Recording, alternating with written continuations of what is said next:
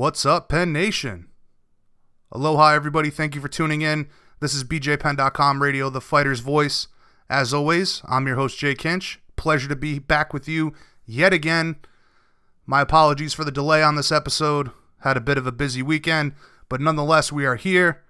We've got 4 awesome guests tonight and a show that I know you guys are all going to enjoy.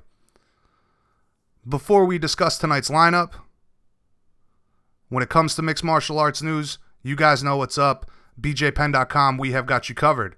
Make sure you bookmark us, BJPenn.com/MMA news. Everything breaking, tons of exclusive content, the viral videos, the technique videos, one-stop shopping, all under one roof. Make sure you follow us on social media, Twitter, Facebook, Google+, Instagram. Stay up to date on the sport you love. Set up notifications and alerts. Get the news as it breaks. We are the fighter's voice and the voice of you guys, the fans. We greatly appreciate all the love and support, Penn Nation. Please keep it up. And as always, we'll continue to bring you guys the most reliable and credible information as we always do. Now, as for tonight's guest list, we're going to kick things off with one of the biggest winners from UFC 225 a couple of weeks ago. A man that many consider next in line for a shot at the heavyweight strap. Coming off of a huge third-round finish over Alistair Overeem, Curtis Razor Blaydes. We're going to recap the win with him, discuss what's next, get his thoughts on his performance, a whole lot more. Good conversation with Curtis, and we appreciate him taking the time while he's trying to enjoy a little R&R after all of his hard work.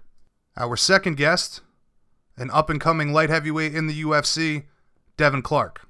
A very talented, grinding wrestler, looking to climb the ranks, stake his claim as the best in the division. We're going to get his thoughts on his competition and the landscape at 205. We'll discuss a recent call-out from Devin directed toward Anthony Smith following Anthony's win over Rashad Evans. Devin would like to fight Anthony at the Nebraska card coming up in August. It's very close to his hometown. Obviously, Anthony had said post-fight that he would like to fight in Lincoln, Nebraska. So Devin has called him out. No developments thus far, but we're going to talk to him about the matchup. Who else makes sense for him at this point?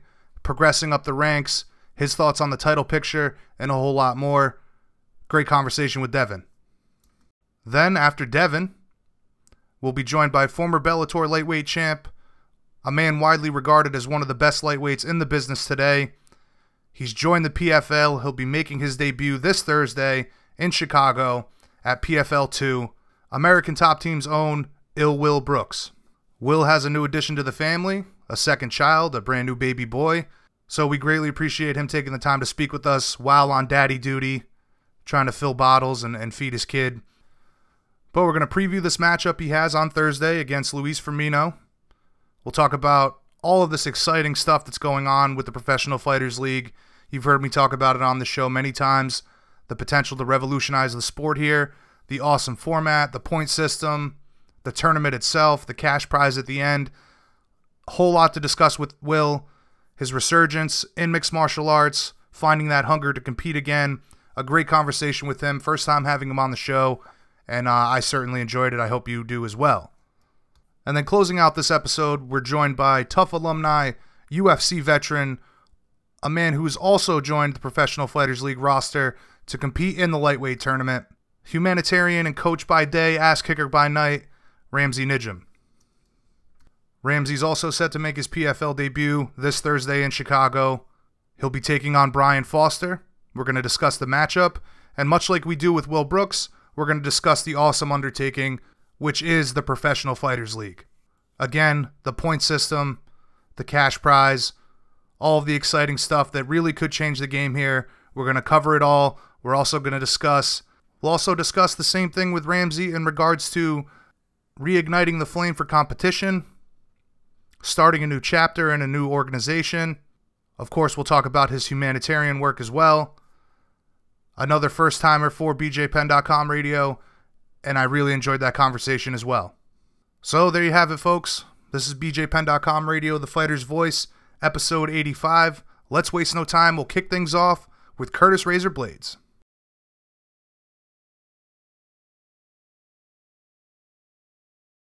All right, Penn Nation, please welcome back to the show the number 4 ranked heavyweight in the UFC and a man coming off an incredibly dominant win over Alistair Overeem at UFC 225 in Chicago over the weekend. The man himself, Curtis Razor Blaydes. Thanks for joining us today, Curtis. Where are you calling us from today, man? I'm actually at one of my buddy's houses. I'm in the Loop area of downtown Chicago. Cool. So are you taking some time off, or are you going to be headed back to Colorado soon to get back in the gym? No, I'm going to leave this weekend, but I'm not going to be back in the gym immediately. I want to let my body give it a break for like the next 2 weeks. Oh, that's definitely a smart move. And listen, man, I mean, after a performance like that, you definitely deserve a little time off, right? Yeah, I think so. I would agree. So this win against Overeem was very impressive, my friend. The wrestling was on point as always. You took some of his best shots, and then you managed to finish the fight with some highlight reel elbows. I know you're happy with the performance, but tell us about the execution of your game plan. I mean, the game plan is always the same. Use my boxing to pull out a reaction that'll give me a good opportunity to get the takedown. That's all I'm doing. I just want his hands to move a little bit. Now look for the takedown.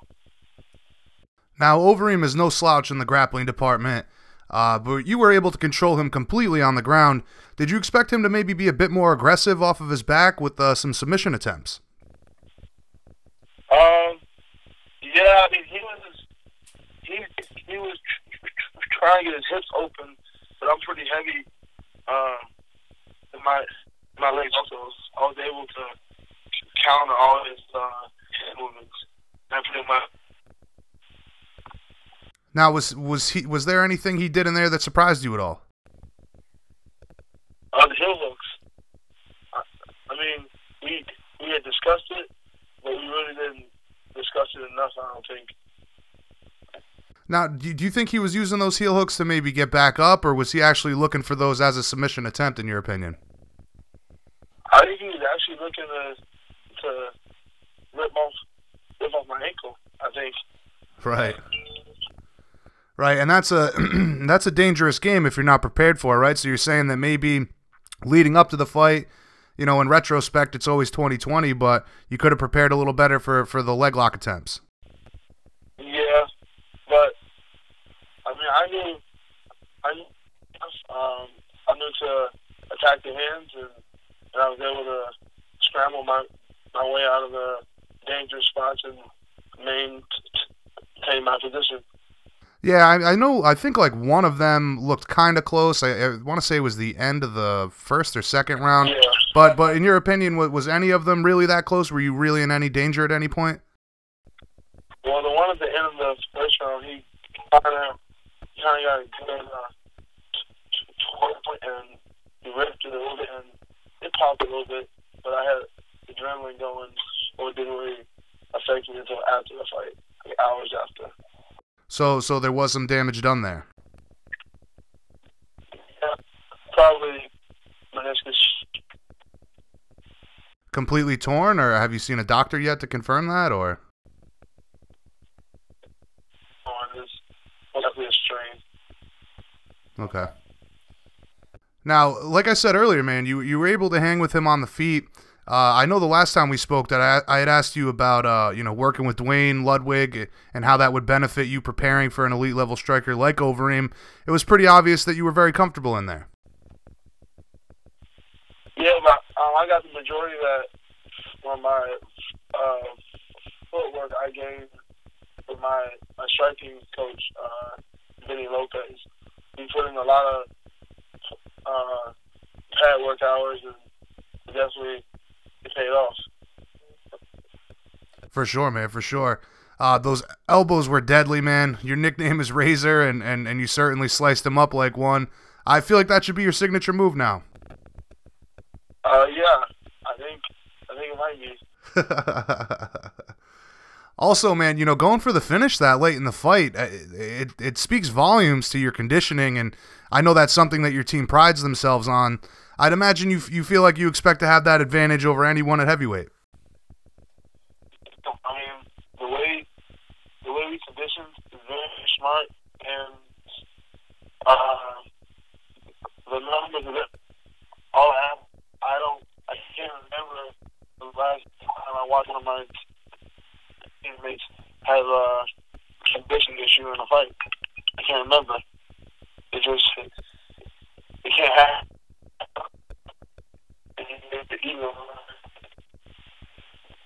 Right. Now, as I said earlier, you were able to take some of his best shots. You've taken some of the best shots from Ngannou, Mark Hunt, now Overeem. Not many guys can say that, man. Talk to us about your durability, and that's clearly a big advantage that you have in a division where any strike can end the fight. I think it's just the being, man. It's not anything you can't practice to have durability. It's just you have or don't.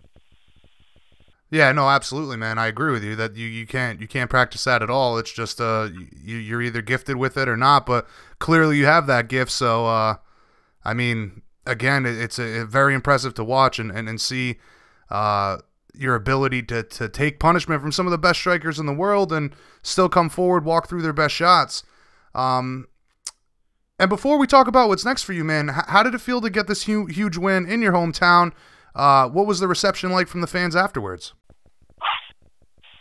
It was pretty special. I got to have the after party at a bar I used to work at, the trophy room, and I wasn't expecting it to be as huge as it was. There were hundreds of people there, and a lot of them, half of them I didn't even know. Wow, so you got to go back to a bar. I'm guessing you were a bouncer at this bar? Yeah.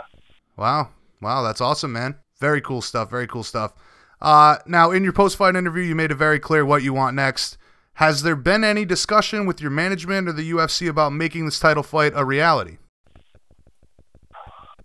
I don't think we've reached out about that at the moment, and if we have, I haven't my manager or anyone else about that. Okay. Now, obviously, you're going to be campaigning for the title fight, but if the UFC offers you a #1 contender matchup, will you take it? I mean, I guess if I have to. I'm not out here to make ultimatums. That's a good way to get on Dana White's bad side, and I don't want that. Right. All the stuff we've seen and heard that he said about people turning down fights, you're kind of in a sticky situation. If you're offered a fight, you kind of got to take it at this point, right? Yeah. Now, some people have talked about another fight with Ngannou if he gets past Derek Lewis. Are you on board for that matchup, or? Yeah, I mean, like I said, if I have to, but that's probably the best consolation prize. Right, for you that would be a redemption fight. Yeah. Okay. Now, give us your thoughts on the super fight between Stipe Miocic and Daniel Cormier. Who are you picking for that one? I'm going to take Stipe.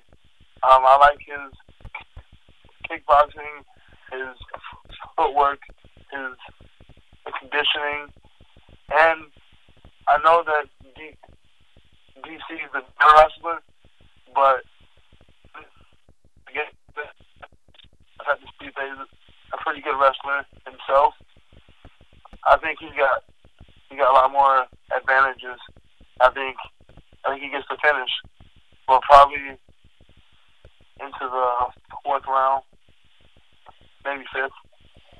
Now, a lot of people are talking about how Cormier has he's never lost a fight at heavyweight, but there is also that size thing. I mean, he kind of is undersized against the majority of heavyweights in the division. Where do you stand on that? I mean, do you think size is going to play a big factor in the fight? I think it will, because Stipe uses the jab really well. Right, so the distance is going to be a big factor. Yeah. Okay. Now, do you intend to be cage side for UFC 226? I think I would like to.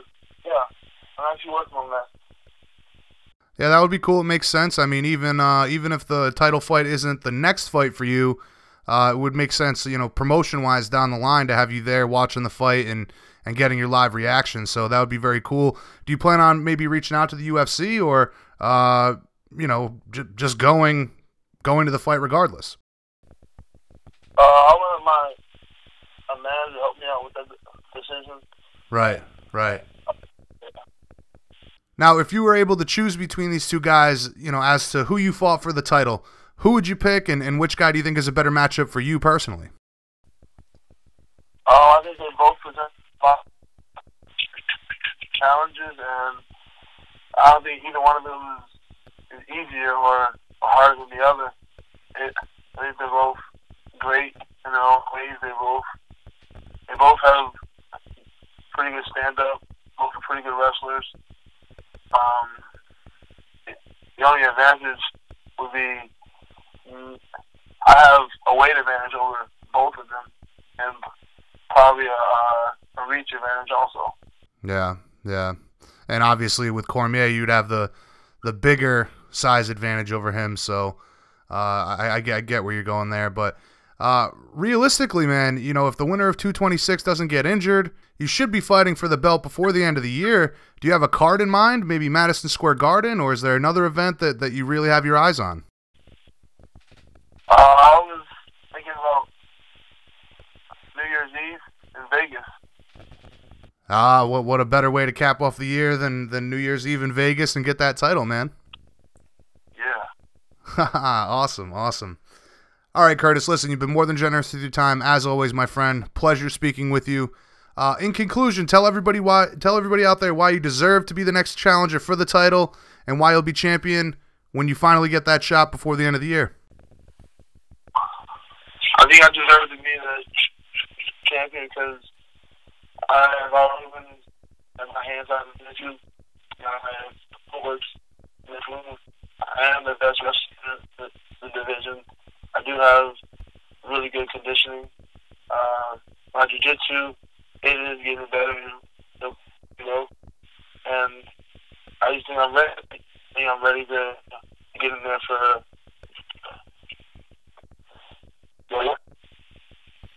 All right, man. Listen, I certainly hope that the fight gets made.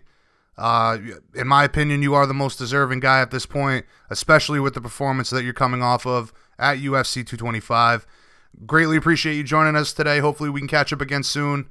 Congrats on another amazing win, and I look forward to this inevitable title fight very much. Any shout-outs or sponsor plugs before we let you go? Yeah, I'd like to plug my beef sponsor, Laura's Lean. I'd like to give a shout-out to Receptor MMA for the products I use. I use their topicals and their drops. It's infused with CBD product, and it helps with my recovery. And I also like to give a shout out to my coach, Vinny Lopez, that helps me with my striking. Now, real quick, man, Receptra, that's the one that Boss Rutan's with, right? Yeah, I believe so. Right, right. Very cool stuff, man. A lot of benefits happening in the world of CBD, and it's nice to see fighters like yourself and athletes finally taking advantage of those things. So glad to hear something like that's working for you, brother. Again, greatly appreciate the time. Hopefully we can catch up again soon. Enjoy the fruits of all your hard labor, man. And you have a wonderful evening, my friend. All right, man. You too. All right, buddy. Have a good night.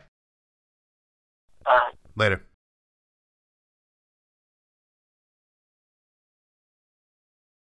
Again, greatly appreciate Curtis taking the time while trying to relax after such an impressive win. Definitely hope he gets the title shot next, if not a title eliminator. You heard it there. He's game to take on Francis. Anybody to get him closer to that title, he's down for that fight. A stand-up guy with a ton of skill. His future is very bright. There's no reason that he can't be the champion before the end of this year or possibly early next year. But let's keep it moving. BJPenn.com radio, the fighter's voice. Coming up next, guys, Devin Clark. All right, Penn Nation, please welcome to the show former RFA champ, tough alumni, and current UFC light heavyweight, the Brown Bear himself, Devin Clark. What's going on, Devin? How you doing today, man? Oh, I'm doing great. Just getting a workout in right now, but thanks for having me on. Oh, absolutely. Our pleasure, my friend. Are you currently down at Jackson Wink, or are you back home in South Dakota? I'm in South Dakota right now. I just got married this past weekend, and I live here, and then I go down to Albuquerque for my fight camps about a month and a half at a time. Interesting, man. Congratulations. Newlywed. Oh, thank you. Appreciate it. Well, and you got anything awesome planned for the honeymoon, or? Nothing yet. We live in South Dakota, and it's nice right now, so we'll probably do it when it's crappy here in the wintertime. Right. Go somewhere nice in the wintertime. Right. That makes sense. And not to mention, you're trying to get a fight right now, right? Yeah. There's a fight, Lincoln, Nebraska, I believe. UFC's coming, and I know Anthony Smith. He just had a big victory, and he really wants to be on that card. And he's from Omaha, Nebraska, I think. And I'm a Midwest guy too, and I love I'd love to fight, have that as a fight. Anthony's a really tough dude, and I think that would be a great matchup. For sure, man, for sure. Listen, that was something I wanted to get to here in a bit, but Jackson Wink, man, is widely considered one of the best teams on the planet. I know you're saying that you only go down there for your fight camps, but, so much talent under one roof. How long have you been with that team? 2 years now. 2 years, very good. I was talking to Bavon Lewis a few weeks ago, and, we discussed the team. I mentioned how I admire the fact that the coaches really embrace the unique qualities and styles of all the athletes down there. Rather than making everybody robotic with technique, they kind of encourage that individuality of everyone. I'm sure that's the case for you as well. Yeah, and there's so many coaches down there, so many high-level coaches that you can really, whatever style suits you, you can kind of pick your coaches. Obviously there's the main ones, but yeah, it's really a gym for everybody, and everybody grows there and gets better when they come there. Absolutely, absolutely. So as you just mentioned there, the good word with you, you're coming off the win over Mike Rodriguez at UFC 223 back in April. You're hoping to get back in there for this Lincoln, Nebraska card against Anthony Smith. Has Anthony shown any interest, or the UFC for that matter? Nothing so far. I think I put a tweet out, I think it was a day or two ago. And, see if it would bite, and, we'll see what happens. But, I would love that fight, and I know he wants a ranked guy, but I think that fight would speak for itself. Whether or not we're ranked or not, that's a really tough fight for both of us. And he's a really good guy, and I respect him. And and that's why I want the fight so bad, is because I know I'll have to level up, and it'll force me to bring my top game. Well, you mentioned that the fact that it's a Midwest thing, it kind of be a Midwest showdown. How close are you to Lincoln, Nebraska? 4 hours, 4.5 hours. No, well, that's not bad. You'd be able to drive there and potentially get home the night of the fight. Yeah, definitely. But yeah, it's close, and yeah, I think it would just be a really good deal, and fans would come from both sides. So it would be great. Now he's coming off the first round stoppage of Rashad Evans over the weekend. Give us your thoughts on how you and Anthony match up stylistically. Well, he's more a striker, and I'm a wrestler, and I could do. I think I could take him down, and then he would, and I would have to watch out for his striking, and definitely not do what Rashad did and duck his head, because Anthony's got the knees, he's got the elbows, he's got all these strikes, these counter strikes that can get you. He's a knockout guy. So I'm a wrestler, and I grind guys out, and that's what I would have to do in that situation. So you look at it as one of those great opportunities of the classic clash of striker versus grappler. Yeah, I suppose so. And Anthony's, he's lying hard. He's got a bunch of heart, and he's not giving up. So I know it would push me to perform at my best. Now, what did you think of that win over Rashad for Anthony? I mean, honestly, for me, it's tough to watch Rashad compete at this point. Yeah, it's about time for him to probably retire. He's had a good one, and then getting knocked out like that's hard on the body, hard on the brain.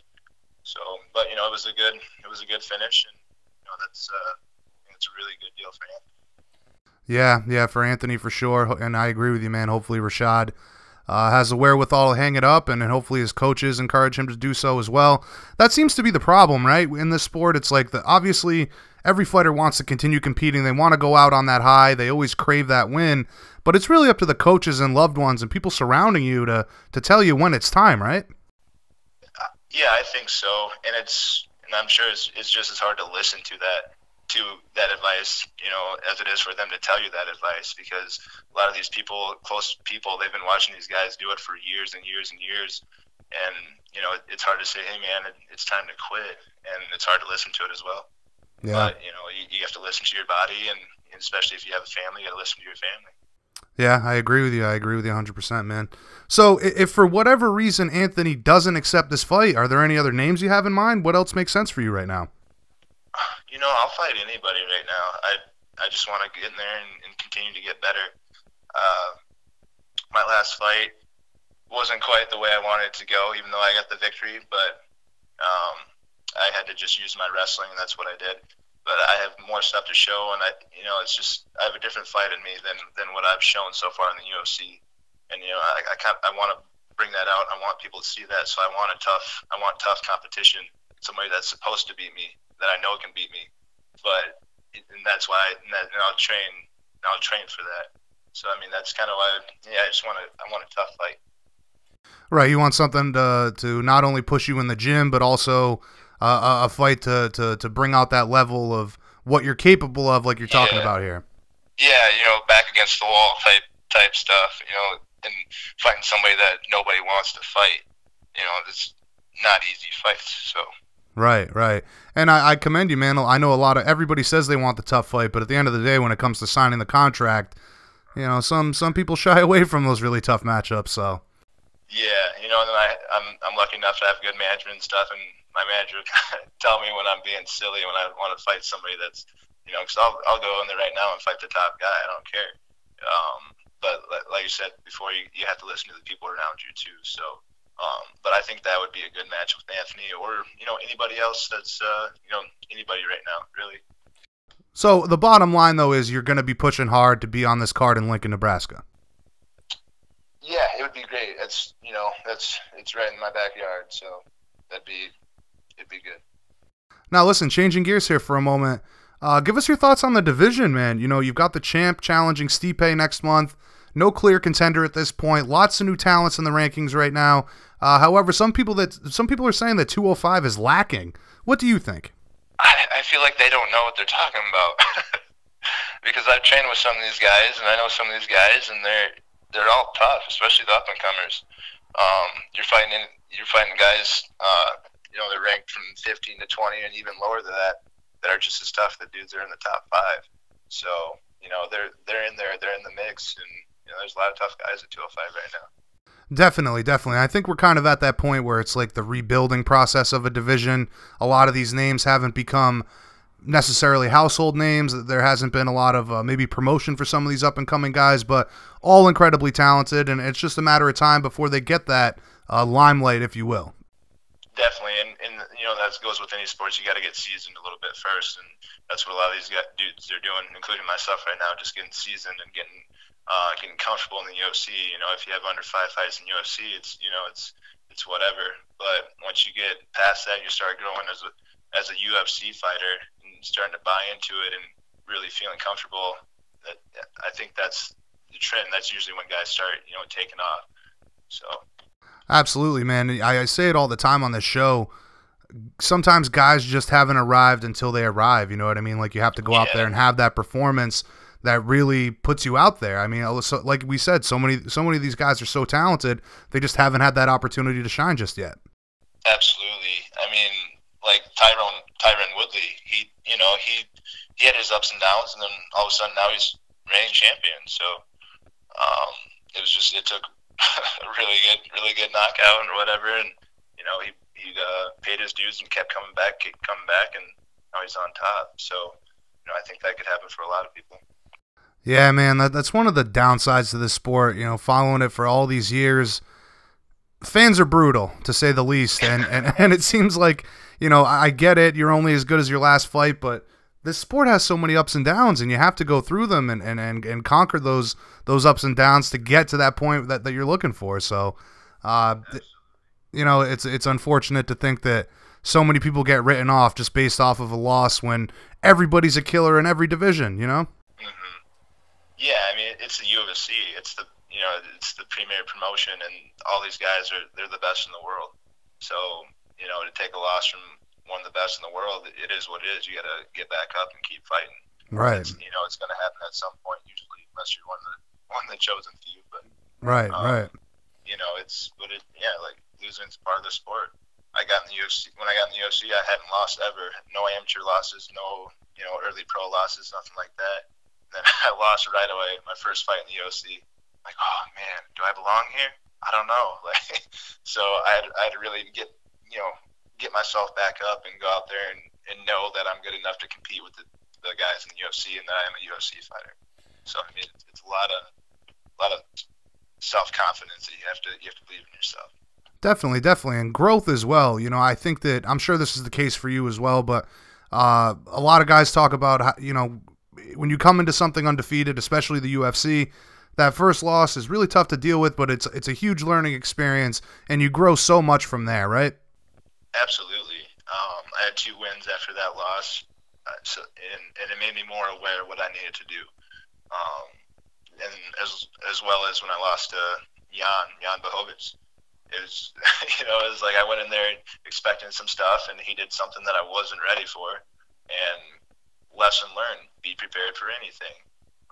Don't look past any guys what they can do, and I wasn't quite prepared for what he had for me. So. Yeah, and you know, like we're talking about, man, all learning experience. You come back stronger, and that's all you can ask for. But when you look at the division and all the potential contenders, I mean, who do you think should get the next crack at DC when he comes back from this title fight with Stipe? Oh man, shoot, I don't even know. I guess I haven't really even thought about it, because I don't see DC going back down to light heavyweight. You think that I know obviously if he beats Stipe, it would make a lot of sense for him to stay there. But if he was to lose, you don't think he'll come back down? I don't think so. I think that's when retirement talk comes in. Right. I mean, that's just my opinion, but he's had a good one, and he's obviously moving up to heavyweight now, and everyone knows he's comfortable there. So he's a bigger guy. And that, I think, a lot of that lends itself to the struggles of the weight cut. You're a guy who had one fight at middleweight. Talk to me about the decision to drop down and eventually, decide to move back up. Were you kind of looking at it as a lot of fighters do? If I'm the bigger guy on fight night, I'll have a greater advantage. Because right before I got signed, my fights were at 205, and Dana wanted me at 85. He's like, "Oh, you're 85," which at the time I probably was, because I was walking around before my fight there for the RFA. It was like right at 210, 215. And as soon as I cut down to 185 for my UFC fight, and I ended up getting up to like 220 right before that. So I had to cut down. It was a big cut, but we handled it. And I also that was my first time cutting to there, so I had a little rough go at the end of the first round. But then after that fight, I blew back up to about 230, 240, and I walk around at 230 now. I've gained a bunch of muscle, and it's just I'm more fit now, and I just walk around heavier. Yeah, I mean, weight cutting has always been such an issue in this sport. It seems like, based on the success of a lot of guys, chances are your best bet is to fight closer to your walk-around weight, right? Yeah, well, I think it's different for everybody, because you also see guys that move up and like, oh man, no, like they can't handle these bigger guys or whatever, because everyone's body style is so different. And I get a lot of crap about it, because I'm only 6 foot tall, and everybody I fight's at least 6'2", 6'3", 6'4", something like that. But my legs are bigger than everybody's too, and so I carry the weight differently. And my whole life I've been wrestling with bigger people than me, so I'm used to that, so it doesn't bother me at all. Yeah, you're right, man. I think a lot of people don't take into consideration body types. So yeah, you make a great point there. I mean, cutting weight, when you got big ass legs, it's hard to cut weight from your legs, right? Well, 85, I had regular legs when I weighed in, and that's the last time I have. Right. But you also you carry more water when you have more muscle as well, so you can kind of cut a little more. But it's just being used to that, and then I didn't like that cut. So. Now, since we're on this topic of weight cutting and everything, Dana White had announced recently that they're going to move the weigh-ins back to the late 4 p.m. weigh-in. Where do you stand on this? Do you prefer the early weigh-ins? And, what do you think it's better or worse for athletes? I love the early weigh-ins. And I think it probably is a little bit better. You get more time to recover. But it also takes away from the edginess of guys cutting weight so close to the fight and how they're going to respond the next day once they're recovered with that shorter recovery time. So then these guys are going to be fighting a little different at that point, I feel like. So you think it can go both ways? Yeah, definitely. It definitely goes both ways. And either way, a guy should make weight. It doesn't matter. It doesn't matter what time we weigh in. You should make weight. It's it's the easiest part of the job, making the weight. It's that's how I feel about it. Well, that's definitely a wrestler in you speaking, I think. Definitely, yeah. We grew up wrestling. We'd weigh in the day of competition, weigh in that morning after cutting 10 pounds, then wrestle all day long, on a few bagels. So, I guess it's ingrained in me a little bit, yeah. Yeah. Yeah, I know. I just see some people struggle so much, and they talk about, the biggest fight for me is the weigh-in, but for all the wrestlers, that's second nature. It's part of the gig. We've done it our whole lives, so. Yeah, but there's a way to do the weight cut that in the wrestling, I was doing it wrong in wrestling, and now I'm doing it the right way with my trainer, and it works really good. And that's all these guys have to do, and it's simple stuff. How much of it is it a nutritional thing for you?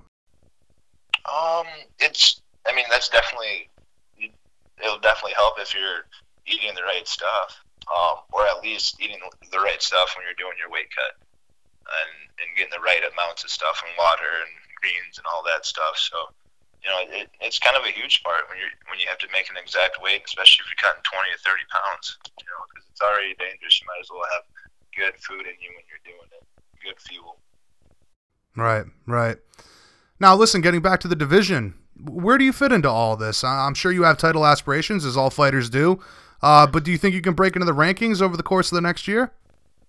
Oh, definitely. I think so. Anything's possible, and it is a smaller division, so you get a couple big wins, you're in there. And I might be that guy that nobody's expecting to make that run, but it's really close for me from clicking into what I need to do in that cage. Getting comfortable wise, I've never been that comfortable of a fighter in the cage. Just, I don't know if it's from wrestling or whatever. I don't like to get hit in the face. I don't know, but it's never that comfortable. It's never been that comfortable for me in the cage fighting. But now I'm starting to get into that where I am comfortable, and I know how to handle that. So it's just a lot of it's cage experience as well. And once I get everything figured out, it's going to be it's going to be a run for the title for sure. Yeah, you make a great point there, man. I think that we're at, almost every division, but in particular 205, like you're talking about, couple wins, man, and you're right there in the conversation. So I agree with you 100%. Now, what matchup would you be most excited for if you were able to choose an opponent, regardless of rank, regardless of any of the politics? Who would you most like to fight in the division, aside from Anthony Smith? I would love to fight Cormier. Good answer. I would love to fight Cormier. I've trained with, I helped John Jones train for him a couple times, and it's a guy that I kind of have figured out. I don't know how it would go, but I have a good read on him. So for you, would it be ideal if he sticks around until you finally get that title shot? Yeah, but I just really don't see him being in there for too much longer. So, but yeah, that'd be awesome. Right. And, you mentioned John Jones there being a teammate and all of that. How does that work for you? Some guys talk about, oh, we never fight each other. Some guys say if the pay is right, if there's a title on the line. How does that work for you? I'd love to fight John. And we've talked about it before. I'm like, I went down there to train, and I end up getting to train with John, and I tell him one day I'm going to fight you. I want to fight you one day because that's the highest level. That's the guy that he's beat everybody. He's untouchable, and so of course, like we said, I want to fight the best. I want to fight the best. So, but we both know that that's a ways away. So, right. But and it doesn't stop us from helping each other. As it shouldn't. You're brothers in battle, and that's what matters most, man. But what do you think of all this talk about him fighting Brock Lesnar? Is that fight going to happen? Does it make sense? Does Brock even stand a chance? What's your opinion? I have no idea if it's going to happen, but that'd be a really fun fight, and I think John would beat him easily. So yeah, he's a strong dude, and I think he obviously will be able to move better than Brock. Yeah. Right. Now, getting back to yourself, your own career, I'm sure you love the rematch with Jan, right? Yeah, I'll take that too. Yeah, that's one fight I really want back. I mean, I made a mental error, and in the second round or whatever happened, he caught me. And that's what it was. He caught me. He didn't really beat me. He caught me. And you give me 2 more rounds with him, I'm going to grind him out, and I'm going to beat him. That's the way I looked at it. But you can't really make too many excuses. He caught me, and that's what it is. He won the fight. He was the better fighter that night. But I think if we ran it back, it'd be a different story. Yeah, and there's no reason that can't be that fight can't happen for you, and with a couple of wins here. So, all right, Devin, listen, man, you've been more than generous with your time. I just have a couple more questions here for you. Assuming you can get the fight in Lincoln for August, you come out of that fight victorious, no injuries. How quickly would you like to get back in there, and how many times do you think you'll be able to compete this year? After win that fight 3 or 4 months later, might as well keep things rolling. It's I feel like that's that works for a lot of guys. I mean, 3 or 4 months, it's plenty of time, especially if the fight goes well. I mean, it depends on how the fight goes, because there's always injuries and stuff like that. But depending on that, coming out of that clean, 3 or 4 months back at it. So it'd be you're thinking 3 times this year at least. That'd be awesome. Yeah. All right, so August 25th is coming up quickly, man. How late is too late for you to get an opponent for that card? A few weeks. I stay in shape, so I'm pretty much ready for anything at 3 weeks' notice. Yeah. Okay. Well, I certainly hope you get the fight. In conclusion, man, what would you say to Anthony Smith to encourage him to take this matchup? Just that I know he's one of the toughest ones in the division, and I know that. And he might know that about me too. And if we fight, it's going to be a great night. It's going to be good for both of us. It's going to be an ultimate test for both of us, guaranteed. And and that's fighting somebody that I respect. So I know it's going to be a tough fight either way, and it'd be a hell of a fight for the fans, and it would help us both out. For sure, man. For sure, Right. Well, for sure, man. I certainly hope that the fight can get made. I would implore him to take the fight. It's a great matchup. It makes a lot of sense in regards to where you guys both stand in the division. But again, I greatly appreciate your time today. It's been a pleasure speaking with you. Hopefully we can catch up soon when a fight gets booked. Any shout-outs or sponsor plugs before we let you go? Oh, yeah. Just, everybody, all my fans, all my supporters, and, everybody down in Jackson Wink, here in South Dakota as well. Forward Strength. I'm here right now at Forward Strength doing this interview in between my Zercher spots. But my manager, Rick Guerrero, of course, he does a lot for me. So just a big thank you to everybody. Yeah, Rick is the man. Big shout out to Rick. Absolutely. All right, man. Greatly appreciate it again, and I know we'll chat soon. Have a fantastic day, my friend. Awesome. You as well. Thank you. All right, buddy. Devin, clearly another down-to-earth guy, very cerebral guy. Tons of potential at 205. Definitely another guy to keep your eye on. And as you heard us discuss there, it only takes a couple of big wins in the light heavyweight division at this point to put yourself into title contention. We saw Volkan Ozdemir do it last year. There's no reason that Devin Clark can't do it late 2018, early 2019, and be in that same position. So again, another up-and-coming guy I'm very excited about. You should be as well. But as we always do, let's keep it moving. Coming up next, making his PFL debut this Thursday in Chicago, former Bellator lightweight champ an all-around awesome guy and a very talented guy as well. Will Brooks. All right, Penn Nation, please welcome to the show UFC veteran, former Bellator lightweight champ, and a man who many consider to be the favorite to win the inaugural PFL lightweight tournament, American Top Team's own Will Brooks. What's going on, Will? How is life down in Florida today, man? Man, life is blessed, man. I'm so blessed. God is working so hard in my life.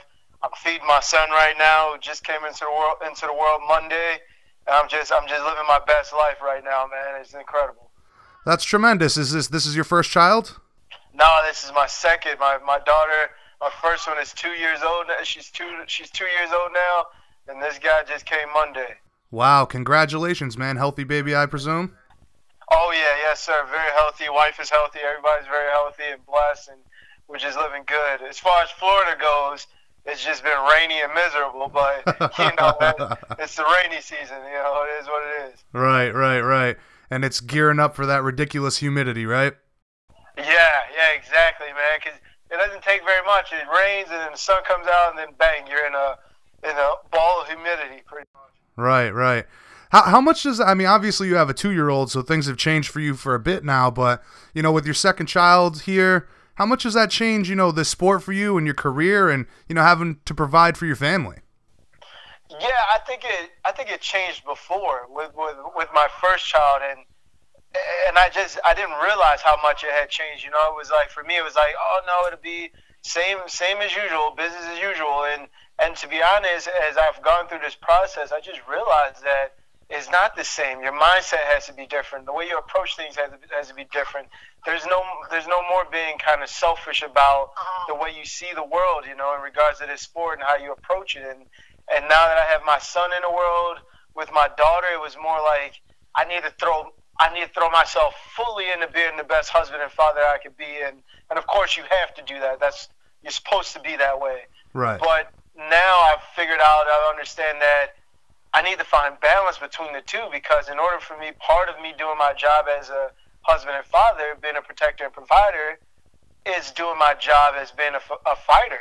This is financially how I take care of the family. So if I'm not doing that at the best of my ability, then am I doing the best job I can as the provider and protector of my family? So, it's one of those things. You make adjustments, and I think I'm finally starting to turn the corner and realize where I'm at now and the difference between things. Right. Well, that's got to be the most difficult part, is trying to find that balance, because all the sacrifices that it takes to be a good husband and father. On the flip side of that, there's also a tremendous amount of sacrifice in being a professional fighter as well. Yeah, definitely, man. And those sacrifices were great. Like, a lot of those sacrifices were more based around, all right, well, what do I want for me type of situations, Right. And me getting to what I want, and now it's not. There's no more me. It's the truth. There's no more just me. Me comes after everybody else. Me comes after my wife and my daughter and my son, and then there's me. So getting used to that, getting comfortable with that idea of being selfless, but also having to be selfish, and finding a balance between the two is really where I'm at now. And I finally believe I've found that the balance between the two, and I've had incredible people in my life to help me and guide me through the process. So everything's coming together, Yeah, that's what I was going to say, man. It's a selfish game, but you also have to be selfless as a parent. So I agree with you 100%. But listen, man, all that being said, having to feed your kid right now, we greatly appreciate you taking the time to speak with us today. We're less than a week away from your PFL debut. How has training camp been, and how excited are you to get back into action? Man, training camp has been incredible, man. This is really genuinely, and I know a lot of guys say this after they come off of losses, and they're just like, man, I feel this is the best I've ever felt, and I'm about to be one of those guys, and I genuinely feel like I'm back to the original Will Brooks that came into this sport. My passion, my dedication, my drive, my motivation is there. I think for a while there, I was searching for it. I was trying to manufacture and just create it and just say that, I'm just motivated, I'm focused, and it wasn't the honest truth. And I just feel like I've finally turned that corner, and I'm genuinely motivated, and I'm geared up to go. My coaches are geared up to go. They feel my energy. I feel their energy. And that's really one of the more important parts of this sport is the relationship between coach and fighter. And we're all just geared up and ready to go, man. I'm really excited to get back to winning. Yeah, I got to say, man, I think with this sport, there's so many ups and downs, and a lot of the times it takes those downs to really get back on the bike and get back up that hill towards the top and achieve those goals that you've wanted to all along. Right, yeah, definitely, man. You have to, because these are the times where you have to sit back and really analyze everything, really be honest with yourself and step back and say, hey, what role are you playing in all this? Because it's very easy for fighters and anybody who competes at a high level, and just people in life, we have the ability to find excuses and reasons why this didn't work out the way it did and this didn't work out, and get away from actually taking full responsibility for why things didn't go the way it did. And when we do that, people take that as a negative, but it's not a negative. It's just being honest. Are you making the right transitions? Like in my case, did you do the right things to find the right balance between being a husband and a fighter and a competitor? Right. Honestly, no, I didn't. I put more of my energy into being a husband and father, which I'm supposed to do that, but I missed the steps. So that's what it is. So going through this process is just really analyzing myself, being honest with myself, and being like, hey, guy, like looking in the mirror and be like, yo, it's time to get it together. And also looking in the mirror of my coaches and my wife and the people that see me, that listening to what they have to say and really taking that to heart and being like, you know what? All right, I'm good. So yeah, I'm genuinely 100% back mentally and physically and ready to go. Awesome, man. Awesome. Now, you'll be making this debut against former World Series of Fighting title challenger Luis Firmino. He's a pretty tough guy. He's beat some talented athletes in his career. Give us your thoughts on how you guys match up stylistically. Yeah, so he's a very, very talented guy. Very old school style, where he has a lot of pressure, that typical aggressive, move forward, pressure, do the basic things, but do them very well. And I think this is a fight that's very similar to my last fight with my ex-teammate Nick Lentz. And it's one of those things where on paper, yeah, I'm physically and skill-wise better than he is, but it comes down to just doing the small things right, because you have a guy that is very basic, is very limited in his abilities, but does things very well where it makes you get too comfortable, and that's kind of where I fell victim to in my previous fight. I was doing things better than my opponent, and I fell victim to the arrogance and feeling really good, and that's how I approach this one. I go out there and I know on paper I'm better than this guy, but I have to be better than him on the things that you don't see on paper, which is the fight IQ and knowing how to reset in between rounds and things like that. So I'm really excited about this fight. I think it plays well into the things that I do best. Right. So, I mean, you have to acknowledge the talent that you have and the ability you have, but you also have to get back to basics is what you're saying. Yeah, exactly. And understanding that the basics are the reason why I got here, I started with basics is my ground, my foundation is wrestling. I come from a wrestling background, and in wrestling, the mindset is let's keep everything simple, dumb, and just make it very, very easy. I had a wrestling coach that once in high school that told me, hey, let's find 2 or 3 things that you're really, really good at and do those 2 or 3 things over and over again until you're the best at them, and I think I stepped away from that process. I think I tried to do 100 things and be good at 100 things, but you have to, and never really master anything, so that's where we're at, getting back to the basics, getting 2 or 3 things that you're really, really good at, and just stick to that, and that's the mindset we've got right now. Right. Now, as I mentioned earlier, man, you're widely considered a favorite to win this first season of the PFL. Obviously, you have every intention of claiming that cash prize and the title at the end. But aside from Luis, who do you see as your main competition? To be honest, I haven't looked that far ahead, and this is, I know that's very cliche, but it's just the way I approach everything. Even when I've lost fights, I don't really look back on those fights very much. I look forward to the next fight, and that's what you have to do in this sport. I think anybody that has a great deal of success at every organization, you have to be able to look at the next fight. You lose one, you can win the next one, move on to the next fight, and that's really where I'm at right now. I'm only focused on this one fight, winning this fight 5 seconds at a time, and then after that, I'll take time to thank my wife and my teammates and my coaches for being there for me and getting me back on track and giving all praise and glory to my Lord and my Savior Jesus Christ, and then I'll move on to the next fight. But right now I'm only focused on the one fight, you know. No. Getting back to winning. Right. Well, that makes complete sense to me, man. I mean, you hear fighters, like you said, it's kind of cliche, but it's the truth, man. You got to focus on the task at hand rather than look ahead. But, you know, with the tournament format, it sounds like that's really not changing anything for you. You're just going to focus on one fighter at a time, not look ahead, and you know, like we just said, man, focus on the task at hand. Yeah, definitely, man. I mean, with this approach, with this type of format, the regular season, playoff, championship, this league type of format, it calls for one of those things where you really have to be able to reset yourself, you know, because it's all coming at you so fast. So you have to be able to regroup, take one thing at a time, win it 5 seconds at a time. And I think I've been in this sort of format before when I fought for Bellator. So this isn't going to be a difficult thing for me to do, you know, take this approach and be able to get out there and compete at a high level. I don't know if my fellow opponents or guys that fight my division in this format are going to be able to keep up with, you know. And I come from a background where this type of format just fits guys like me, that wrestling, having to possibly fight 4 or 5 times or wrestle 2 or 3 times in one day, you know. So you take that and you smash it into a format like this, and it's exciting, you know. I'm looking forward to this opportunity. Right. Now, this entire format, like we're talking about here, I think it has a ton of potential. You know, if this thing goes according to plan, you could see this league really change the game entirely.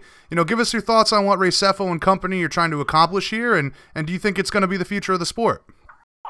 I think it will be. You know, I think it's one of those things where you really have to, like, the way that it's set up, it's like anything, you know. I think mixed martial arts right now is kind of getting watered down because there's so many events, there's so much going on, and I think with the Professional Fighters League right now, it's just bringing a new format to things where guys can't skip over guys, you can't avoid guys. The only way you can is if you lose fights, you know, you have to be able to, you hold your own fate, you hold your fate in your own hands, right? So that format and the way that that's set up is just, it forces you to constantly be in the gym and ready to compete and be thinking at a high level and not trying to take the easy route, because you can be the best guy on the microphone and talk all the stuff you want to talk, but you still got to get out there and compete against the best guys, regardless of what you want to do. There's no skipping around in the rankings. And I think it's one of those things where the fans are going to get a new taste of something different, of a point system and a playoff and a championship, and it's going to feel like the NBA or the NFL, all these different things, you know. And it's just an exciting thing, you know, and it's a great cash prize at the end. And I think as the process goes on, I think they'll get better and better with what they're trying to put together, and we'll see in the long run. Now, hopefully, I'll be a great part and the reason why it has a lot of success, you know. For sure, man, for sure. And I think, like you mentioned, with Bellator and their former tournament format, it takes the politics out of this game. And like you were saying, you know, being able to promote on the microphone, that's one thing. But at the end of the day, you do have to go out there and compete against the best guys in the business. So it is refreshing to see a promotion get back to that tournament format, take out the politics, and the best guys fight the best guys on the night, and the best guy, you know, gets his hand raised. Exactly, yeah, and that's really what I think. I think right now the mixed martial arts fan is looking to get back to that, you know, and that's one of the things that I think has been kind of missing in mixed martial arts right now. Again, I think that's because promotions or organizations are putting so many cards together and trying to do this similar to the NFL or NBA, have almost a fight card every weekend or every week or whatever, or every other day. It's almost impossible to do that. But in this approach that the Professional Fighters League is taking, it's possible that you could do something like that. You know, you could do it in a way where you can put a lot of cards together, but not bog people down with too much going on, you know. And I think this approach and this dynamic that they're bringing is something unique, and I think it just comes in a great time for me, you know. So it's a great opportunity. Right, right, right. It takes away from that oversaturation. You have the consistency of a season. Then there's the off season. Everybody gets the time to recover, recoup, work on their skills and techniques in the gym, and then come back. And I agree with you, man. It's something new. It's exciting. I'm very happy for it. But, you know, after this first season, do you expect that we'll see a lot more fighters in free agency make their way over to the PFL? I think so.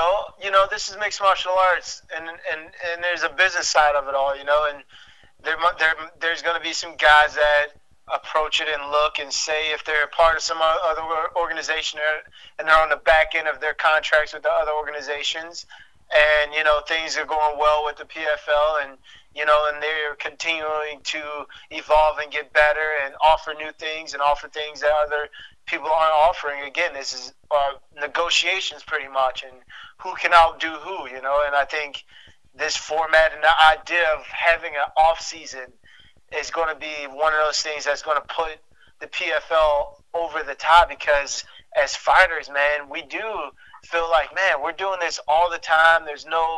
We're not really aware or know for sure what's going to happen here and there. So it's going to be nice to say, hey, this is what you're going to be doing, and within this time period, this is the number of fights that you could possibly have, and this is the amount of time that you're going to be able to be at home and just spend time with your family, you know, and just be able to relax and get better and get healthy. So it's a great thing, and I think it's going to really bring over some other fighters that are really looking for something new, you know.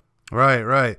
Now, you know, speaking of other promotions, options that people have as free agents, when you were released from the UFC, I'm wondering, you know, obviously the news came out immediately that you were going to join the PFL, but did you have other options outside of the PFL? I'd imagine that you had plenty of offers on the table. Yeah, there was a handful of offers, you know, and they were great offers. And honestly, I was so blessed, and so, because you think like, all right, well, he was a Bellator lightweight champion. He went into the UFC, had won one fight, and then he went on a losing streak. That's a great opportunity for other organizations to look at me and be like, do we want to take a chance on a guy? Was he just a flash in the pan type of deal, you know? But there was other organizations that took time out to reach out to my management right away and have conversations, and they put great offers on the table. But I just saw an opportunity with the Professional Fighters League that just presented a chance for me to kind of grow something new in my career, you know, go into a new direction. And also for me, I love being a part of growth. And for what they're trying to do, I think it's going to give a lot of opportunity for fighters to really have a say-so in this sport and really impact decisions being made by the organization. And I just was thinking, man, and plus, like, I could go out here and win $1 million within a very short amount of time, you know? Right. Like, you know what I mean? Like that's something I'm like, yeah, let's go do that. Because let's say I stay with the UFC and I got back to winning. Who's to say within 5 or 6 fights I'm not going to make $1 million, you know? Right. But with PFL, I could do that within a year or whatever.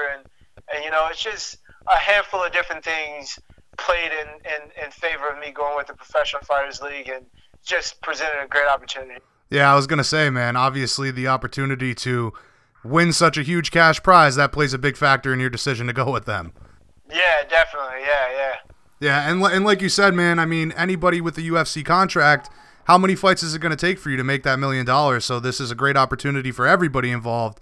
Right. And you know, knowing how much fighters struggle when it comes to surviving financially, and, you know, considering it's been over 6 months since you've last competed, tell us about the importance for you to not only get back in the win column on June 21st, but also take one step closer to winning that $1 million. No, that's definitely important, just because that's the end goal. But financially, I've done very well for myself. Fortunately, I've been one of those guys I've been blessed. God has blessed me with an incredible woman in my life who's just great with finances and just done a great job with making sure that I don't act like a knucklehead when I get money. She takes all my money, put it into a bank account, and I can't really touch it. So we're taken care of financially. And, you know, the Professional Fighters League really stepped up and gave me a good deal, a little bonus money, you know what I mean? So right. They helped me out a lot, so I haven't had to worry about finances and things like that. But, you know, being that where I'm at, you know, it actually just gives me an opportunity to get ahead once I get out here and win this grand prize, you know. So you think about where I'm at financially now, I'm comfortable. But where I could be is like, I like this. Let's go. You know? Right. So, Now, at first, I wasn't really sure how this playoff and point system would work out, but now after seeing the first event, it all makes sense to me. That being said, the more points you rack up with the finishes, the better off you are going into the playoffs. Obviously, that gives you guys big incentives to go for the finish. But do you think with that we might see guys chasing the finish instead of focusing on the game plan to ensure the win? Yeah, I mean, of course you're going to get guys like that, right? Because they might just be that guy in their everyday fights, like in their other regular fights. They might just be that guy with that mindset. So it's going to be one of those things where it might change guys the way they approach competing and fighting, and make them think that, we got to go. I got to go for it. I got to go get it. I got to do it. But for me and my coaching staff and the way we approach everything with the same mindset. And let's just go out there and win it 5 seconds at a time and don't fight a fight for somebody else. I love the fans, but at the end of the day, when things get tough, the fans are not jumping up and coming to try to pay my mortgage for me. You know what I mean?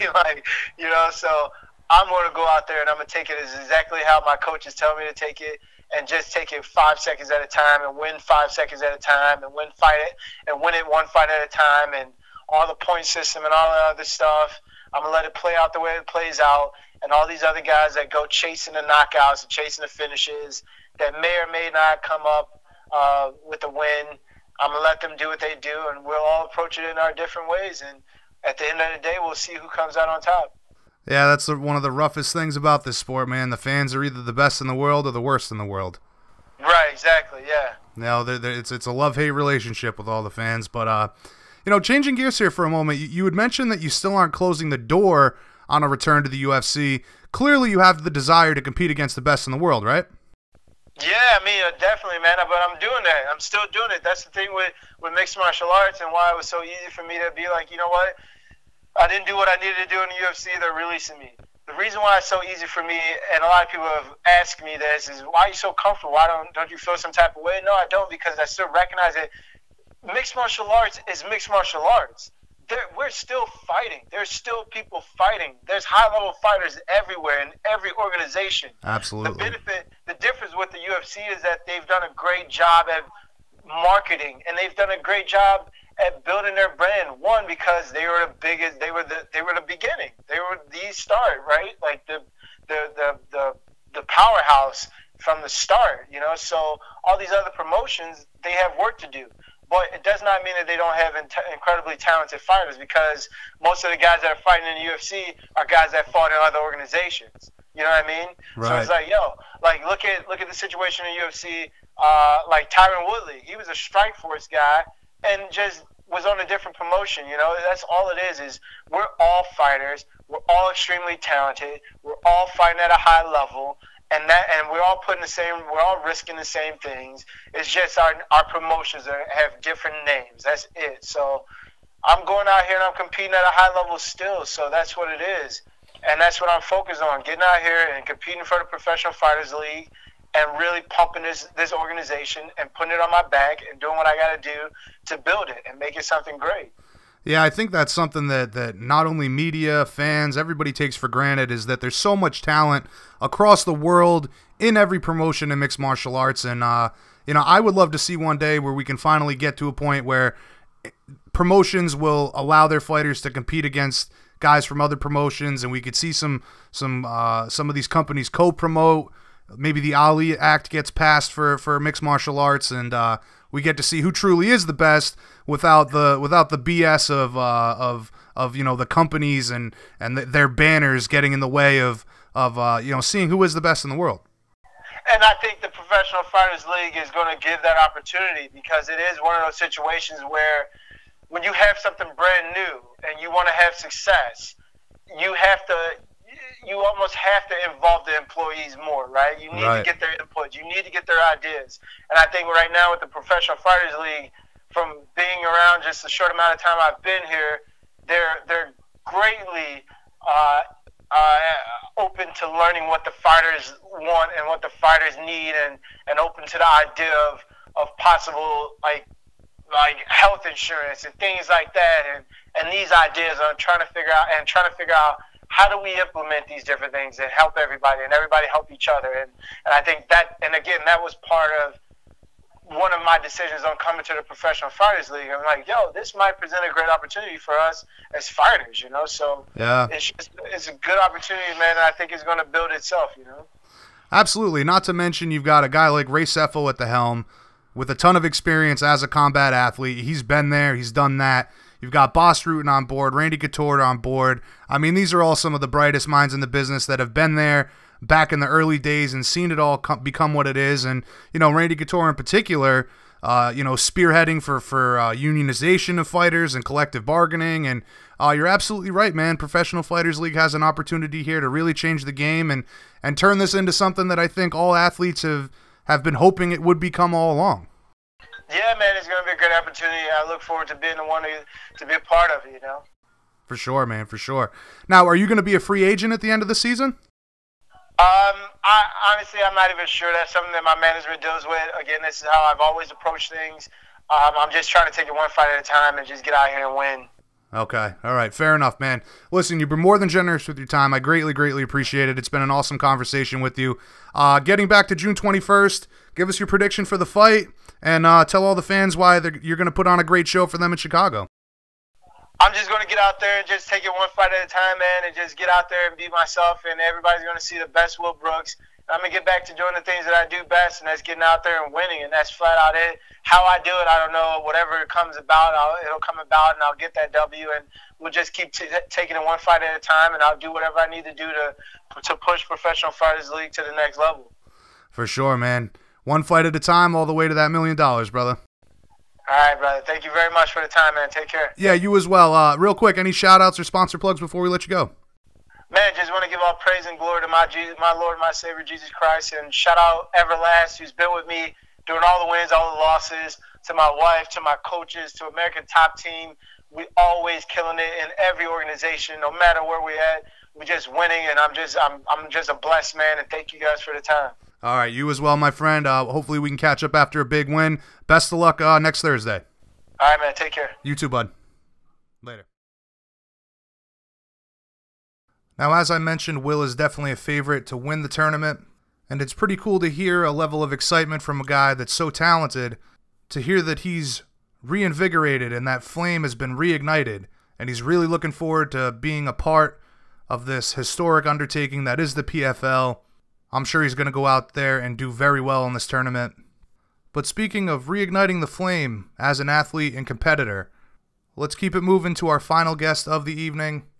Tough alumni, UFC veteran, an all-around awesome human being, Ramsey Nijem. Ramsey makes his PFL debut this Thursday as well in Chicago against Brian Foster. First time having him on the show. It was an absolute pleasure to speak with him. This is BJPenn.com Radio, the fighter's voice. Coming up next, Ramsey Nijem. All right, Penn Nation, please welcome to the show UFC veteran, tough alumni, and a man set to make his Professional Fighters League debut on June 21st in Chicago, Ramsey Nijem. What's going on, Ramsey? Where are you calling us from today, man? Salt Lake City right now. This is where I live. This is where I work and train and everything. Actually, downtown Salt Lake area. Cool, man, cool. Now, listen, as I said, we greatly appreciate you taking the time to speak with us. We're less than a week away from your PFL debut. How was training camp been, and how excited are you to get back in action?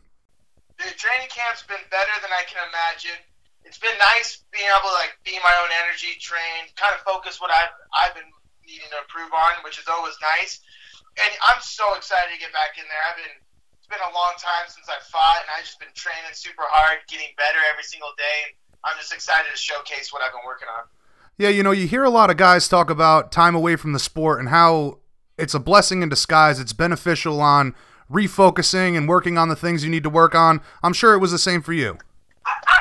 It was actually the exact same thing. It was, you kind of have some time to sit around and not necessarily be training to fight, but just training because it's fun. Like going to the gym, meeting your friends, going to jiu-jitsu class, and just getting better all the time. And I think that's one of the aspects I was kind of missing at first and then kind of rediscovered. Right, so almost like falling in love with the sport again. Yeah, Awesome. exactly. And that's really, it's so funny you hear that, because like people say that and you're kind of like, what do you mean fall in love with it again? But when you first start out at anything, it's like you're so obsessive and so in love with it, and every day is just something new. Then you get to a point like 10 years in and you're like, whoa, this is kind of similar, but then you step away and you really learn to like, man, that is the funnest shit in the world, is getting ready for a fight, having everyone, like having the hype, getting in a ring and just being able to go out there and, do what you like to do. Absolutely. And then the ups and downs on top of that, it makes you appreciate the highs as much as the lows, right? Yeah, and that's definitely every MMA career is like a roller coaster. But one of the things I've really learned a lot is from such, the roller coaster of my career, that when I get back into like a regular life and, working and teaching and, doing everything that we normally do on a day-to-day, the little things aren't quite as important. You're like, whatever. Like if something goes wrong, you're like, at least I'm not getting my ass kicked, or right. this, or at least I don't got to lose 20 pounds in a week, and it's like, it kind of puts everything in perspective. And that's what I've kind of told everyone. I'm like, martial arts is I believe a cure-all for any disease, and people can come in with PTSD, with whatever, with depression, anxiety, and they train, and you train so much, and you're in a jiu-jitsu class getting the crap beat out of you, and that's all you like care about, and that's all you want to know is how can I get better, and then you go home and you focus on getting better in your personal life, and how do I have to get better in my personal life is by eating healthy, sleeping, and doing all these steps. So it's kind of like, I don't know, it really makes me appreciate stepping away and just kind of seeing what martial arts has done for other people, like how it's changed their lives. People that will never fight a day in their life, but they just do it for the passion. For sure, man. And I think that media, fans, even fighters sometimes forget that, yes, at the end of the day, this is a combat sport and you are athletes, but martial arts is a way of life. Exactly. And it's been a way of life for me my whole life. And so it's like, that's the thing, is like when people ask me about fighting, I'm like, I haven't even thought twice about it, because I've been training like I've had a fight for the last couple of years either way. And that's basically what I'll do the rest of my life. My older brother, for example, he never fought MMA, but he trains every single day. He trains harder than some fighters I know, and he's really good, but it's just the way of life in our family. Like, we just love to train, and we love to do martial arts, and I just love to compete. For sure, man. Now, speaking of competition, you'll be making this debut against former World Series of Fighting title challenger Brian Foster. He's fought a ton. He's fought in a ton of promotions, including the UFC. Definitely a tough guy. Give us your thoughts on Brian and how you guys match up stylistically. I'm thankful that I have that matchup, to be honest. It's a great matchup. It's someone that everyone has heard of in the MMA community. He's fought a lot of the top guys in the world, some of the best title holders, contenders, and all that. But I think it's a great way to display what I've been working on. Go out and kind of, perform to my best abilities. And he's never fought anyone like me, and I think that's going to be very apparent. And I'm going to really, be able to push him in a way that he's never been pushed. And to be honest, I think I'm going to be able to do that with most guys in the tournament at my weight class. And it's also a really good measuring stick for where you fit into this tournament, right? Yeah, I believe we're two of the top guys. So I think between me and Brian, we're going to see who's the number one real seed going into this tournament. Points are all going to be different because some people get finishes sometimes and some people don't and things like that. But at the end of the day, I think people are going to know stylistically like who has the best chance to win the fight. And that's what I'm really excited about, is just to kind of go out and just go out and display whatever I'm doing. And man, I love fighting. I've gotten better. Everyone always has known me for my wrestling and my punching and all that, but I've really been working on my jiu-jitsu, and I'm just confident in my abilities. Now, obviously, you can't look past Brian at all, but it sounds to me like, given the tournament format, you have put some thought to who else might be the front runners to make it to the final at this point. Yeah, that's the exciting thing about this. It's like something completely new, something completely different, because, I've always looked at one fight at a time because, that's usually how you do it. But this is kind of a unique situation, and it's like, okay, I guess I've been on the Ultimate Fighter a couple times. It was kind of a similar situation. It's a tournament, and you're like, all right, I got to go out and fight healthy. So what am I going to do to not only win this fight, but win it and get out of there and be feeling ready to fight again? Yeah. How much does that change game planning for you? I mean, like you just said, you need to go in there, get the win, but you also need to come out healthy. Does that change game planning a lot for you, or not really? Yeah, for sure. I think it definitely should change the game plan. And I think one of the biggest things that the PFL is doing a great job is the bonus points, man. That changes everyone's game plan, because it's not just go in, take someone down, and try to hold them down for the 3 points, because that might not be enough to get in the tournament. You got to go out and try to get bonus points. And there's guys out there getting first-round finishes, second, third-round finishes, and getting all these bonus points to get that seeding. So I really think that should, or it does, at least affect my mindset. And but at the end of the day, I'm still going to go out and I'm going to fight to my best ability, and that's all I can do, and that's what I've been doing for a long time. Now, speaking of this point system, give us your thoughts on that. At first, for me, it was a little confusing, but after seeing the first event, it all makes sense to me now. But clearly, they're trying to incentivize these athletes to go for the finish, right? Exactly, and I think the point system is like, I don't know, it's like a really fair, like, I'm watching the World Cup right now, and it reminds me of the World Cup. You got grouping, and then after your grouping, you get put, the top 2 guys in each group get put in the tournament, and then it's single elimination, and that's who the winner of the World Cup is that year. And I think it's the same way they're doing here. It's like, obviously, I think it'll get better as time goes. Like, every year they'll probably get better and better and better. But I really, really think the format and the incentives of finishing early just kind of makes for exciting fights. Like that fight on Thursday, that PFL won, it was exciting. I thought all the fights were super interesting because you can't look away. You're like, well, what if someone gets a finish and bonus points? And it really sucks you in to the fight more. For sure. It changes the dynamic of everything. And, I was just talking to Will Brooks about this. It's revolutionary, to say the least. This could really change the game. Do you believe that the PFL is trying to accomplish here, what they're trying to accomplish here, could be the future of mixed martial arts? Yeah, I 100% believe in it. And that's actually a big reason why, I decided to fight with this organization, is because I do believe in what they're doing. I think a measurable format, because in my head, I've watched sports my whole life, and so it's like, whoever is the winner that year of whatever the playoffs is the champion that year, and that's it. And then if you're an injured champion, you're obviously not the champion, or if you're not willing to defend your belt, you're not the champion. And so it kind of takes away a lot of the politics of it, maybe, is what I'm looking for, or like the whole, like if I go and tweet this and this and this, I'll get a title shot. Right. But it just really makes it measurable, and I kind of liked it because even the interviews afterwards, it was more genuine with the people, because they don't give a shit about trying to get Instagram followers. They just care about, thanking their family and friends and getting ready to do the back. And same thing with most professional athletes. Like, you watch a professional athlete, after a basketball game, very rarely someone's going to grab the mic and be like, I'm going to dominate and dunk on everybody out there and teach them a lesson and blah, blah. I mean, it's entertaining. Don't get me wrong, I love it too, but it's not everyone's personality. No, you make a great point there. You get to see a genuine side of who these athletes really are, and I think at the end of the day, I've said it on the show a ton of times, this sport is all about characters. And while there may be some promotion to that, obviously, we see the trend kind of going towards the WWE. At the end of the day, fans want to get to know you guys and learn about who you are and learn about the characters that make up this sport. Yeah, and honestly, for me personally, when I'm out there and I'm putting myself in the public eye, like, I want to be a good example. Not only like a good example for my own students and my own school, because obviously that's really important to me. Like, I represent myself and my school, my family, and all that. But I also want people to see, like, all right, this guy can be a tough fighter and still be open-minded about something like this, or, and like, it's kind of interesting as you get to know, and I'm sure you've experienced this, like, really good fighters are really nice guys because they don't have anything else to prove.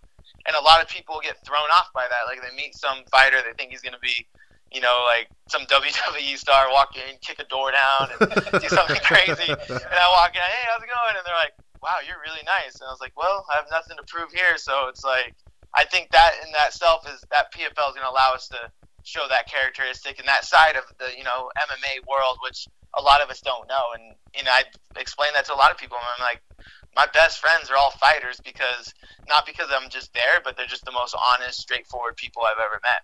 Definitely. And when you guys are alpha males like you are, there's really no room to be fake. You are all pretty genuine, and you're comfortable in your own skin. So, why put on a front to be something that you aren't? Yeah, and I've seen some people do that, and it comes off as disgenuine and uncomfortable, Right, for sure. Now, like we were just talking about, just the fact of taking out the politics of the matchmaking is very important. on top of that, it must be pretty cool to know that there's going to be an off season for you guys to recover, work on improving in the gym, and not have to stress about your next paycheck. Dude, that is honestly one of the things I'm most excited about, because I don't know, like, when you live a fight life, it's like, when's my next fight, you know? And it's like, I've gone on vacation before because I didn't have anything scheduled, and all of a sudden get a call that I have a fight, and I'm like, oh damn, my vacation got ruined, you know? And it's like kind of been that, or it's like you're trying to plan something out with, you know, somebody, and you're like, okay, well, when can we do this? You're like, well, I don't know, anything 3 months ahead of time, I might have a fight. And they're like, what? You can't plan out a vacation a year ahead, or a trip, or a business. So I think it really kind of gives us the ability to structure our lives, and that's what I'm really thankful for. It's more of like, let's see the sport, let's see actual martial arts, let's see who can be the best fighter, and let's let these fighters, and let them be, you know, like, livable lives, like go and have a off season and have an on season, just like every other sport that you've ever seen play. Right. And I think that's going to be like, it's an enticing thing, at least for me. Like, I really like the idea that I know no matter what, I can't fight in my off season, and then I'll start fighting in the season. For sure, for sure. Now, obviously, we've talked about a lot of things that have played into your decision to sign with the PFL. I'm sure you had plenty of offers from other organizations, but was it more the chance of winning $1 million the deciding factor, or what we were talking about, you know, the opportunity to be a part of something new and exciting for the sport? You know, like I said before, I mean, obviously the money, winning it, would be a huge blessing in my life, and I'd be super grateful for it. But I really believe it's more of like the change of the sport. You know, I'm starting to hit my peak, and I'm starting to hit my prime. You know, and I'm like looking at the sport just kind of like as a whole, and it's given me so much in my life. And I'm like, well, this is something I feel like I can give back to it. Like, being part of something new and exciting like this is going to be, I think it's going to be huge. Like, I really like everyone that works for the PFL is super smart. They're all like whoever's in whatever business position studied that in school and has some masters, you know what I mean? So it's like highly professional, and they're super respectful of the fighters, and it's just super exciting because I want to be able to lay down the groundwork for this sport to keep on growing. And I really believe this is kind of what we need in our sport, is like a solid way for people to be able to follow it, to have fans that follow it, to have a scoring guide. I mean, you look at NASCAR and their ability to bring in fans year after year, it's because they have the whole recipe. It's not just like, hey, let's see what the hell happens. It's like, all right, they have to win this race. And I know NASCAR fans that can't miss a race because of the point system they have to score for the end of the year. Right. Absolutely. And, you know, not to mention you've got NBC on board with this. You've got great minds like Ray Sefo. I mean, just his history in combat sports, even with the World Series of Fighting, I'd always said that having a guy like that at the helm who has been there and done it is a huge upside for anybody joining the league. You've got Randy Couture on board. He's been a big advocate for fighters and the rights that you guys should have as athletes in this sport. So I agree with you, man. And Boss Ruin. Yeah, Boss Ruin for sure. Entertaining people in the MMA world ever. Yeah. Like, I could watch hours and hours of Boss Ruin on YouTube. Right, I think anybody who loves this sport has. That's for damn sure. Yeah, we have. And so, and that's the thing, is like, our president's Ray Sefo, and, you know, when he calls me personally, and we've had talks, and, you know, it's like when things have, you know, not gone, he's like, yeah, it's just more understanding when he's like, I know how this feels. I've been here, and I've done this. I've been in this tournament. I've been in this tournament, won this world title. So you're kind of like, okay, Right. Absolutely. I mean, there's something to be said about a guy who has walked the walk that you guys are in now. So I agree with you, and I've man. actually been a huge fan of Ray Sefo since I was young. So, like, to even be able to fight for him, to me, is like kind of a cool ass like experience, because I'm like, dude, I remember watching Ray Sefo K1 days, and of course everyone knows the Mark Hunt Ray Sefo fights. Like, oh, legendary. Yeah, legendary. Those are every fighter's dream, you know. Yeah, he was a bad mamma jamma. It kind of bummed me out that he decided to retire. I mean, obviously he's getting up there in age, but I always thought to myself, maybe, just maybe, we'd see him jump in his own organization. Clearly there'd be a conflict of interest there, but I was holding out a little bit of hope for that. Yeah, me too, man. I was too, because I see him sparring all the time, putting things, and so it's super exciting, you know. And that's like another thing, man. It's like he's out there training with some guys, and he trains every day, so it's just kind of like, it it feels like fighters putting it on a lot more, and we're just kind of saying, all right, let's see who the best fighter is, and we have an organized system to do it, and we'll know at the end of the year. Like, and that's the thing is, like, people are like, well, if you get injured in the tournament, obviously you're not the best fighter that year because you got injured. Just like LeBron gets hurt, it's like he doesn't get to go play basketball, and it's not like, well, you know, he'll remain the world champion until he comes back. No, you're absolutely right, man. And, you know, everything that we're talking about here it lends itself to the fact that this has the opportunity to really change the game. And, you know, after this first season is completed, we have several millionaires made as a result. It's safe to say that we're going to see more free agents going to join the Professional Fighters League, right?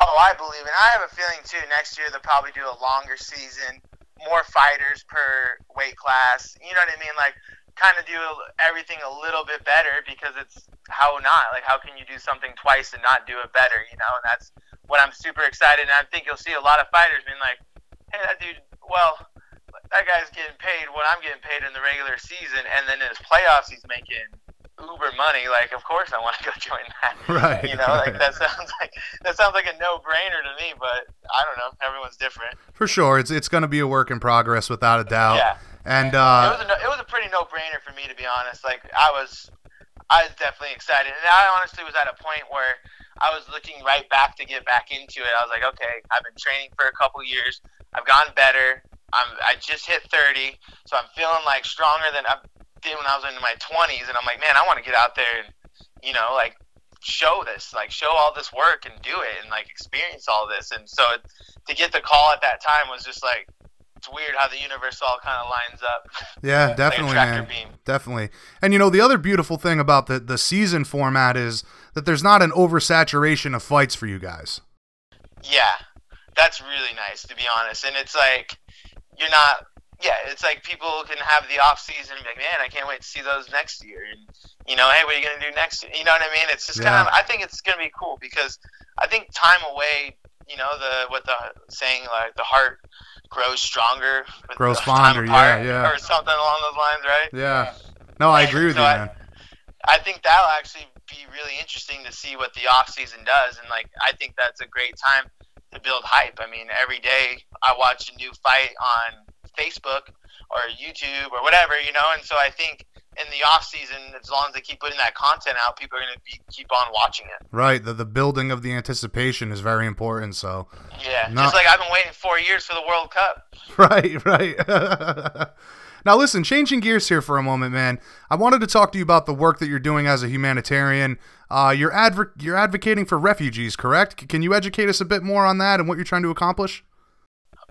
Well, to be honest, I have, like, my dad's a refugee, so, like, it's definitely something near and dear to my heart.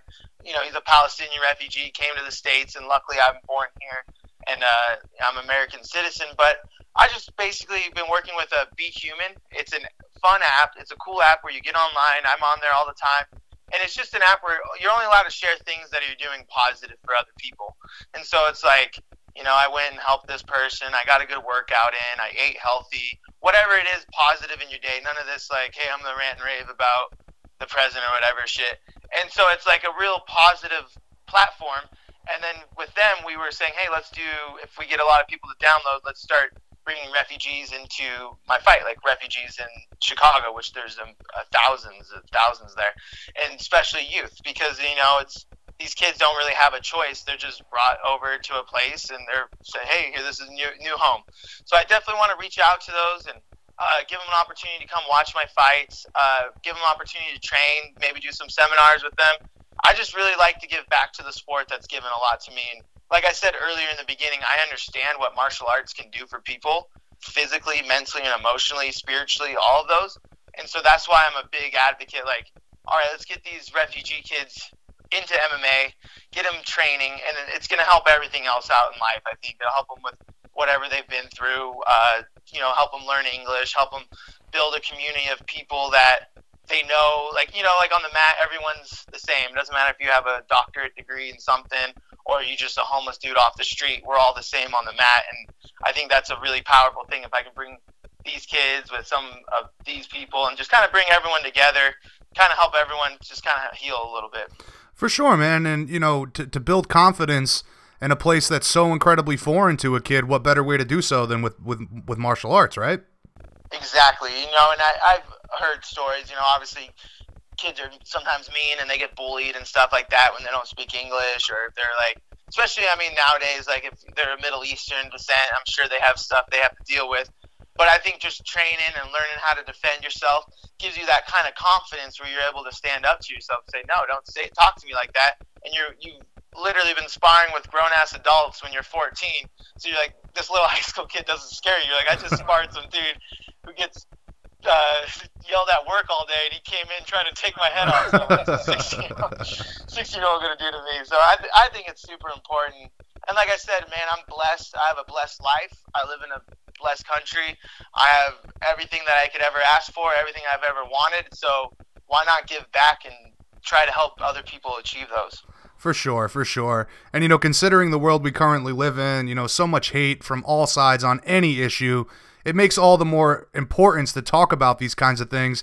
Do you feel like you've been able to make some notable progress so far with this endeavor?